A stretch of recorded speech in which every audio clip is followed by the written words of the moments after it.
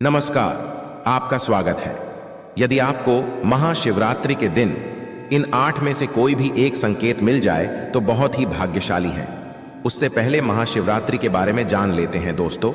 इस साल महाशिवरात्रि 26 फरवरी को मनाई जाएगी। वैदिक पंचांग के अनुसार फाल्गुन माह के कृष्ण पक्ष की चतुर्दशी तिथि 26 फरवरी को सुबह 11:08 से शुरू होकर 27 फरवरी को सुबह 8:54 पर समाप्त होगी। 2025 में महाशिवरात्रि 26 फरवरी को मनाई जाएगी। यह दिन भगवान शिव का आशीर्वाद पाने के लिए सबसे खास माना जाता है। पौराणिक मान्यता के अनुसार महाशिवरात्रि के दिन भगवान शिव और माता पार्वती का विवाह हुआ था। महाशिवरात्रि फाल्गुन मास के कृष्ण पक्ष की चतुर्दशी तिथि को मनाया जाता है। इस दिन महाशिवरात्रि पर बहुत सारे विशेष शुभ योग का निर्माण हो रहा है दोस्तों। ग्रहों का एक साथ मिलन होने के कारण इस दिन कई सारे राज्य योग, धन योग का भी निर्माण हो रहा है और इस दिन कीर्ति नामक योग बन रहा है और सिद्धि नामक योग भी बनेगा। दोस्त, भगवान शिव शंभू को महाशिवरात्रि बहुत ही प्रिय है और इस दिन अगर आप यह एक चीज खा लेते हैं तो पूरे साल आपको पैसों की किल्लत नहीं झेलनी पड़ेगी। जीवन में खूब धन संपदा आएगी और भोलेनाथ की कृपा आपके ऊपर सदैव बरसती रहेगी। आपको क्या खाना है वह भी वीडियो के आगे हम आपको बताएंगे। दोस्तों, महाशिवरात्रि की एक पौराणिक कथा है। उसको सुनने मात्र से सभी दुखों का नाश होता है और घर में सुख समृद्धि आती है। दोस्तों, पूर्व काल में कलीक नामक एक शिकारी था। जानवरों की हत्या करके वह अपने परिवार को पालता था। वह एक शिकारी था, परंतु दोस्तों वह एक साहूकार का कर्जदार था, लेकिन उसका आरण समय पर न चुका सका और क्रोधित साहूकार ने शिकारी को शिवमठ में बंदी बना लिया। संयोग से उस दिन शिवरात्रि थी। शिकारी ध्यान मग्न होकर शिव संबंधी धार्मिक बातें सुनता रहा और दोस्तों चतुर्दशी को उसने शिवरात्रि व्रत की कथा भी सुनी। शाम होते ही साहूकार ने उसे अपने पास बुलाया और आरण चुकाने के विषय में बात की। तब शिकारी अगले दिन सारा ऋण लौटा देने का वचन देकर बंधन से छूट गया और अपनी दिनचर्या की भांति वह जंगल में शिकार के लिए निकला। लेकिन दिन भर बंदी गृह में रहने के कारण भूख प्यास से व्याकुल हो गया था। शिकारी शिकार खोजता हुआ वह बहुत दूर निकल गया। जब रात हो गई तो उसने विचार किया कि रात जंगल में ही बितानी पड़ रहेगी और वह एक तालाब के किनारे एक बेल के पेड़देज पर चरेच कर रात बीतने का इंतजार करने लगा और सहयोग से बिल्व वृक्ष के नीचे शिवलिंग था जो बिल्व पत्रों से ढंका हुआ था। शिकारी को उसका पता न चला। शिकारी ने पेड़ पर बैठने के लिए जो पत्तियां तोड़ी थीं, उसने जो टहनियां तोड़ दी वे संयोग से शिवलिंग पर गिरती चली गई। इस प्रकार दिन भर भूखे प्यासे शिकारी का व्रत भी हो गया और शिवलिंग पर बिल्वपत्र भी चढ़ गए। एक पहर रात्रि बीत जाने पर एक गर्भिणी हिरणी तालाब पर पानी पीने पहुंची। तब शिकारी ने धनुष पर तीर चढ़ाकर ज्यों ही धनुष की रस्सी खींची, तब हिरणी बोली, मैं गर्भिणी हूं, शीघ्र ही प्रसव करूंगी। तुम एक साथ 2 जीवों की हत्या करोगे जो ठीक नहीं है। मैं बच्चे को जन्म देकर शीघ्र ही तुम्हारे समक्ष प्रस्तुत हो जाऊंगी, तब तुम मुझे मार लेना। शिकारी ने रस्सी ढीली कर दी और हिरणी जंगली झादियों में लुप्त हो गई। प्रत्यंचा चरहाने तथा डीली करने के वक्त कुछ बिल्व पत्र अनायास ही टूटकर शिवलिंग पर गिर गए। इस प्रकार उससे अनजाने में ही प्रथम प्रहर का पूजन भी संपन्न हो गया। तब दोस्तों कुछ ही देर बाद एक और हिरणी उधर से निकली। शिकारी की प्रसन्नता का ठिकाना न रहा। समीप आने पर उसने धनुष पर बाण चढ़ाया।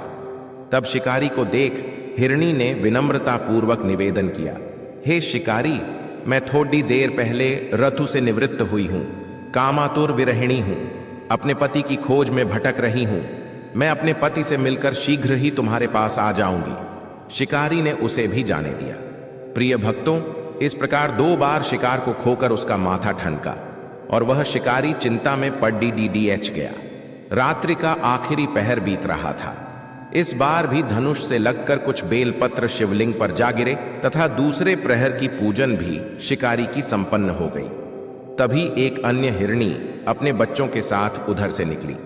शिकारी के लिए यह सबसे अच्छा अवसर था। उसने धनुष पर तीर चढ़ाने में देर नहीं लगाई। वह तीर छोड़ने ही वाला था कि हिरणी बोली, हे शिकारी, मैं इन बच्चों को इनके पिता के हवाले करके लौट आऊंगी, इस समय मुझे मत मारो। तब दोस्तों शिकारी हंसा और बोला, सामने आए शिकार को छोड़ दूं? मैं ऐसा मूर्ख नहीं, इससे पहले मैं 2 बार अपना शिकार खो चुका हूं। मेरे बच्चे भूख प्यास से व्यग्र हो रहे होंगे। तब उत्तर में हिरणी ने फिर कहा, जैसे तुम्हें अपने बच्चों की ममता सता रही है, ठीक वैसे ही मुझे भी मेरे बच्चों की ममता सता रही है। हे शिकारी, मेरा विश्वास करो, मैं इन्हें इनके पिता के पास छोड़कर तुरंत लौटने की आपसे प्रतिज्ञा करती हूं। तब हिरणी का दुख भरा स्वर सुनकर शिकारी को उस पर दया आ गई और उसने उस मृगी को भी जाने दिया। शिकार के अभाव में तथा भूख प्यास से व्याकुल शिकारी अनजाने में ही बेल वृक्ष पर बैठा बेल पत्र तोड़ कर नीचे फेंकता जा रहा था। सुबह होने को हुई तब एक हष्ट-पुष्ट मृग उसी रास्ते पर आया। शिकारी ने सोच लिया कि इसका शिकार वह अवश्य करेगा। तब शिकारी की तनी प्रत्यंचा देखकर मृग विनीत स्वर में बोला, हे शिकारी, यदि तुमने मुझसे पूर्व आने वाली 3 मृगियों तथा छोटे छोटे बच्चों को मार डाला है तो मुझे भी मारने में विलंब न करो, ताकि मुझे उनके वियोग में एक क्षण भी दुख न सहना पड़े। मैं उन हिरनियों का पति हूं। यदि तुमने उन्हें जीवन दान दिया है तो मुझे भी कुछ क्षण का जीवन देने की कृपा करो। मैं उनसे मिलकर तुम्हारे समक्ष उपस्थित हो जाऊंगा। तब मृग की बात सुनते ही शिकारी के सामने पूरी रात का घटना चक्र घूम गया। उसने सारी कथा मृग को सुना दी। तब मृग ने कहा, मेरी 3 पत्नियां जिस प्रकार प्रतिज्ञाबद्ध होकर गई हैं, मेरी मृत्यु से अपने धर्म का पालन नहीं कर पाएंगी। अतः जैसे तुमने उन्हें विश्वास पात्र मानकर छोड़ा है, वैसे ही मुझे भी जाने दो। मैं उन सबके साथ तुम्हारे सामने शीघ्र ही उपस्थित हो जाऊंगा। दोस्तों, शिकारी ने उसे भी जाने दिया। इस प्रकार सुबह हो आई। और दोस्तों, इस प्रकार शिकारी का उपवास, रात्रि जागरण तथा शिवलिंग पर बेल पत्र चढ़ने से अनजाने में ही पर शिवरात्रि की पूजा पूर्ण हो गई और अनजाने में ही की हुई पूजन का परिणाम उसे तत्काल मिला। शिकारी का हिंसक हृदय निर्मल हो गया, उसमें भगवत शक्ति का वास हो गया। दोस्तों, थोड़ी ही देर बाद वह मृग परिवार शिकारी के समक्ष उपस्थित हो गया ताकि वह शिकारी उनका शिकार कर सके। किंतु जंगली पशुओं की ऐसी सत्यता, सात्विकता एवं सामूहिक प्रेम भावना देखकर शिकारी को बड़ी ग्लानि हुई और उसने मृग परिवार को जीवन दान दे दिया। दोस्तों, इस प्रकार अनजाने में शिवरात्रि के व्रत का पालन करने पर भी शिकारी को मोक्ष की प्राप्ति हुई। उसने अभी तक जितने पाप किए थे, सभी पापों का नाश हो गया। जब मृत्यु काल में यमदूत उसके जीव को ले जाने आए तो शिव गणों ने उन्हें वापस भेज दिया तथा शिकारी को शिवलोक ले गए। शिव जी की कृपा से ही अपने इस जन्म में राजा चित्रभानु अपने पिछले जन्म को याद रख पाए तथा महाशिवरात्रि के महत्व को जानकर उसका अगले जन्म में भी पालन कर पाए। दोस्तों, यह महाशिवरात्रि की महाकथा है। इसे सुनने मात्र से व्यक्ति के सभी दुख समाप्त हो जाते हैं। दोस्तों, वीडियो में आगे बढ़ने से पहले अगर आप शिव जी के सबसे अधिक प्रिय भक्त हैं, वीडियो को एक लाइक कर दीजिए और कमेंट बॉक्स में हर हर महादेव लिख दीजिए। और अभी तक आपने हमारे चैनल को सब्सक्राइब नहीं किया है तो सब्सक्राइब कर दीजिए। दोस्तों, एक बार मां पार्वती ने भगवान शिव से पूछा था कि आप अपने भक्तों को स्वयं दर्शन नहीं देते हैं, तो फिर आपके भक्त को यह कैसे झात होगा कि आप उनकी भक्ति से प्रसन्न हैं। तब भगवान शिव ने मां पार्वती को 8 ऐसे संकेतों के बारे में बताया था। जिस भी मनुष्य को यह 8 संकेत मिलते हैं, वे शिव जी के सबसे अधिक प्रिय होते हैं। दोस्तों, देवों के देव महादेव इस समस्त संसार के कण कण में वास करते हैं। शिव जी आदि है और शिव ही आनंद है। शिव जी ही पालक हैं और शिव जी ही सहायक हैं। शिव अपने भक्तों की रक्षा के लिए रौद्र रूप भी धारण करते हैं, तो कभी सृष्टि के कल्याण हेतु हलाहल नामक भयंकर विष का पान भी करते हैं। कबीर गुरु के रूप में इस समस्त संसार को योग्य का ज्ञान देते हैं, तो एक बैरागी के रूप में वे अपने भक्तों के बीच स्वयं आकर बस जाते हैं। अतः शिव जी की महिमा अपरंपार है। शिव जी को भोलेनाथ भी कहा जाता है, क्योंकि वे अपने भक्तों में किसी भी प्रकार का भेदभाव नहीं करते हैं। जो भी भक्त सच्चे मन से शिव जी की आराधना करता है, वे उसकी मनोकामना अवश्य ही पूर्ण करते हैं। फिर वह चाहे दानव हो या मानव देवता हो या पशु ही क्यों ना हो, वे सभी पर अपने समान कृपा बरसाते हैं। महाशिवरात्रि का दिन शिव जी का अत्यंत प्रिय दिन है। इस दिन मां देव शक्ति रूप में सभी शिव मंदिरों में उपस्थित होते हैं और अपने भक्तों पर कृपा बरसाते हैं। इसलिए शिव पुराण में महाशिवरात्रि के दिन शिव जी की पूजा करने का विधान किया गया है। जो भी सच्चे मन से महाशिवरात्रि के दिन शिवलिंग की पूजा करता है, शिव जी को उनकी प्रिय वस्तु चढ़ाता है, दूध एवं जल से उनका अभिषेक करता है, ऐसे व्यक्ति पर अपनी कृपा दृष्टि सदा बनाकर रखते हैं। उनके जीवन पर आने वाले सभी संकटों को पहले ही हर लेते हैं। तो चलिए आज के इस वीडियो में जान लेते हैं महाशिवरात्रि के दिन शिव अपने भक्तों को कौन से संकेत देते हैं। यह संकेत प्रकृति द्वारा, पशु पक्षियों द्वारा, शिव जी के भक्तों द्वारा भी मिलते हैं, इसलिए आप इन संकेतों को अवश्य ही जान लें। पहला संकेत, ब्रह्म मुहूर्त पर चंद्रमा के दर्शन। महाशिवरात्रि के दिन यदि किसी व्यक्ति की नींद ब्रह्म मुहूर्त पर खुलती है और उसे आकाश में चंद्रमा के दर्शन होते हैं तो इसे शुभ संकेत माना गया है। उस व्यक्ति की भक्ति से महादेव प्रसन्न हैं और से जल्दी ही कोई अच्छी खबर मिल सकती है। चंद्रमा शिव जी के मस्तक पर विराजमान है, इसलिए ब्रह्म पर चंद्रमा के दर्शन होना अत्यंत ही शुभ माना जाता है। दूसरी बात, सफेद नंदी के दर्शन। महाशिवरात्रि के दिन यदि आप किसी कार्य के लिए घर से बाहर निकले हैं और आपको रास्ते में सफेद रंग के नंदी दर्शन होते हैं तो इसे शिव जी का संकेत समझना चाहिए। आप पर बहुत अधिक प्रसन्न है नंदी जी, शिव जी के वाहन हैं, और अचानक सफेद नंदी के दर्शन होना आपके जीवन में कुछ अच्छा होने का संकेत है।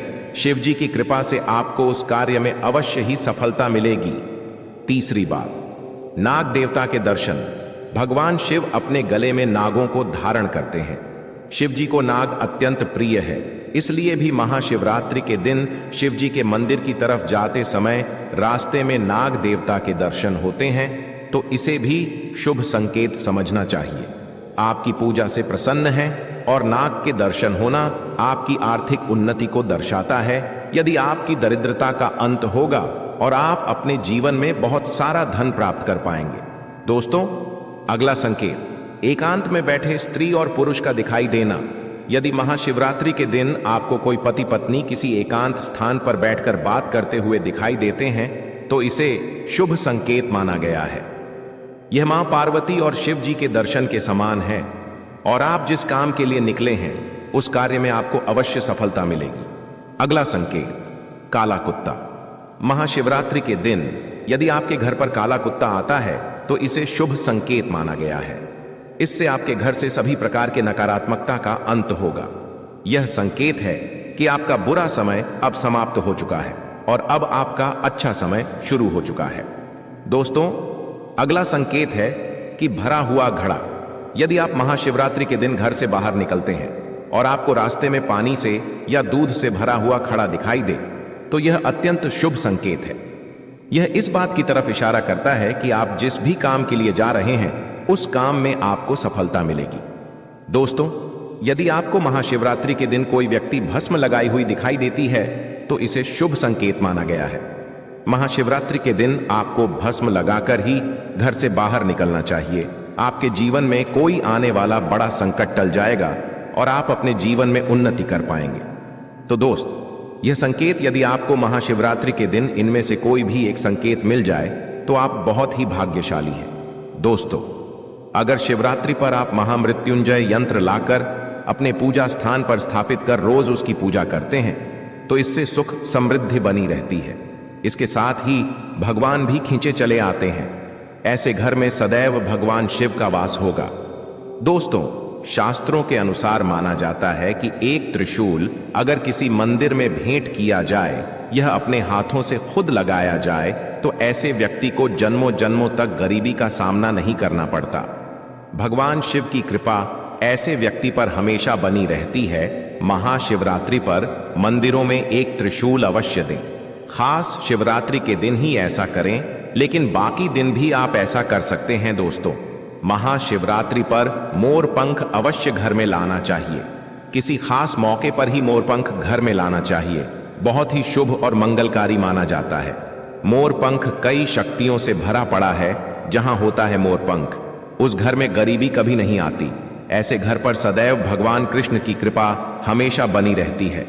दोस्तों, शिव पुराण के अनुसार माना जाता है कि महाशिवरात्रि पर व्रतधारी को धतूरा खा लेना चाहिए। भले ही आप थोड़ा सा खाएं, लेकिन जरूर खाएं, इससे व्रत पूरा हो जाता है। इस दिन भर खाने से संपूर्ण फलों की प्राप्ति हो जाती है।